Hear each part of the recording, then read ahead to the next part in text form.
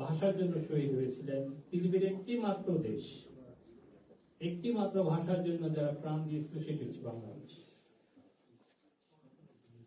আর এটির গুরুত্ব উপলব্ধ করে ইউনেস্কো 1999 সালের 17 নভেম্বর এটিকে আন্তর্জাতিক মাতৃভাষা দিবস হিসেবে স্বীকৃতি দিয়েছে।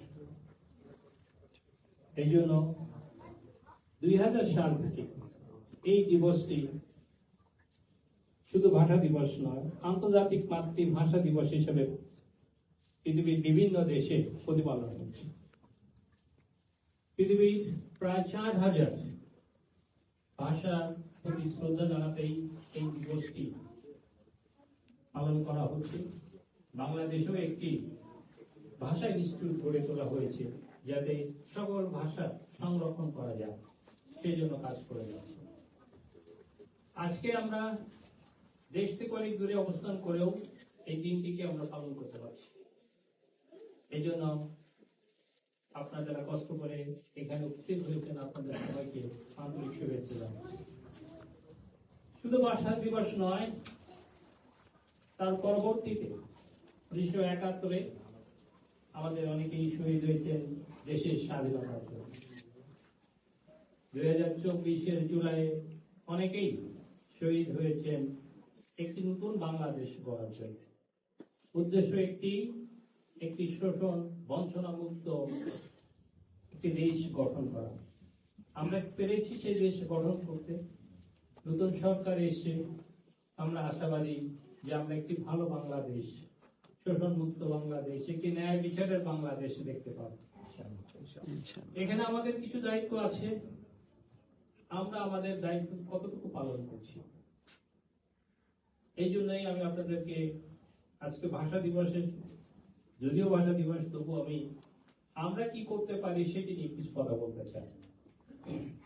আপনারা জানেন 2022 সালের ডাটা অনুযায়ী মাত্র 18,000 বাংলাদেশি জাপানে বসবাস করছে। আজকে 2025-এর শেষে যদি আমরা হিসাব করি, এই সংখ্যা 45,000 পৌঁছেছে। আলহামদুলিল্লাহ। নিশ্চয়ই আপনাদের অবদান আছে। আপনারা যেভাবে চেষ্টা করছেন, আপনাদের চেষ্টা যদি অব্যাহত থাকে, আমি আশাবাদী আগামী 3 থেকে 4 বছরের মধ্যে এই সংখ্যা লক্ষাধিকে পৌঁছাবে ইনশাআল্লাহ। আপনাদের সহযোগিতা কামনা করছি। আপনারা জানেন, বিশেষ করে ল্যাঙ্গুয়েজ স্কুলগুলোতে আমাদের ছাত্র সংখ্যা দিন দিন বৃদ্ধি পাচ্ছে।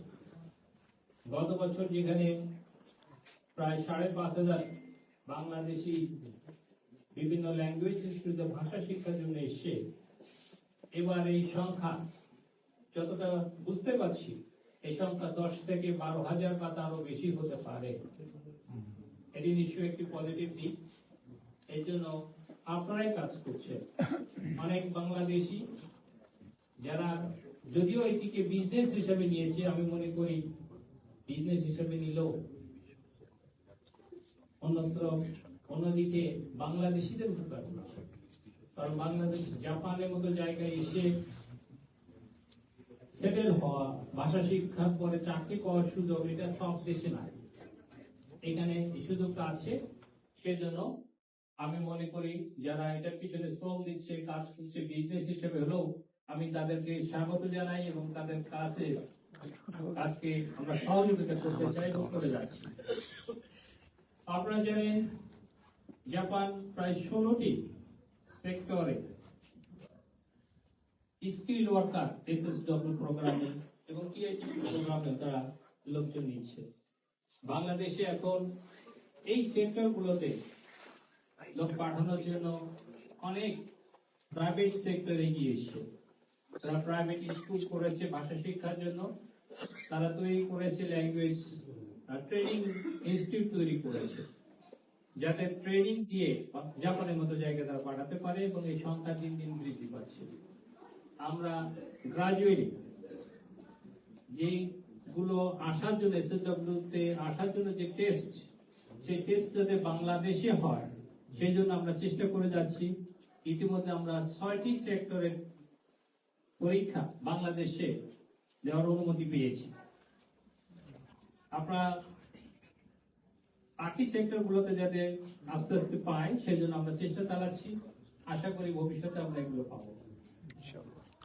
আপনারা শুনে খুশি হবেন যে বাংলাদেশে কি পরিমাণ বাংলাদেশি জাপানি ভাষা শিখছে।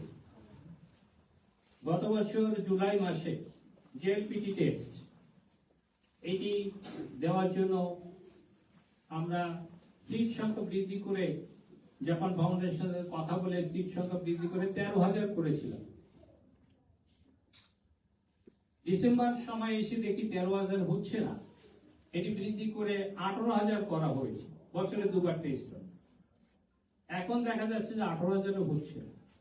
তার মানে জাপানে আসার জন্য যে একটা সাড়া পড়েছে, জাপানে আসার জন্য যে বাংলাদেশিরা অধীর আগ্রহে ভাষা শিখছে, ট্রেনিং করছে, এটি সুযোগটাকে আমি মনে করি আপনাদের সহযোগিতায় কাজে লাগানো দরকার।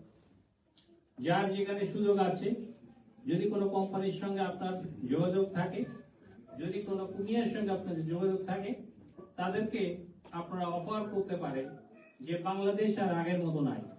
এখন তুমি চাইলে বাংলাদেশিরা জাপানি ভাষা শিখেই তোমার প্রয়োজনীয় ট্রেনিং করে এখানে আসতে পারবে। এখন যথেষ্ট পাওয়া যাচ্ছে। তোমরা সবসময় বিভিন্ন দেশ থেকে লোকজন নিচ্ছ, এখন বাংলাদেশ থেকে নিয়ে দেখো যে তারা ভালো করে কি করে। এই কাজগুলো আমরা যদি সবাই মিলে করতে পারি, তাহলে আমাদের যে টার্গেট আগামী 3-4 বছর